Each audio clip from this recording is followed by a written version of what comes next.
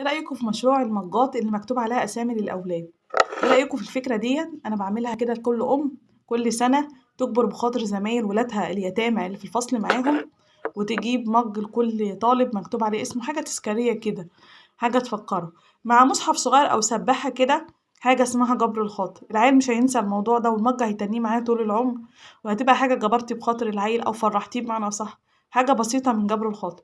أنا ذات نفسي السنة دي عملت كده مع بنتي لزمايلها الموجودين صبيان وبنات، وعملت حفلة عندي في البيت وعزمتهم، حاجة جبر الخاطر، وجِبت هدايا بسيطة من ضمنهم المَج اللي هتشوفوه في الفيديو معانا دي، فكرة جميلة جدًا عمموها، وحاجة بسيطة جدًا، وحاجة بتجبر الخاطر، وربنا يجبر خاطركم وخاطري اللهم آمين.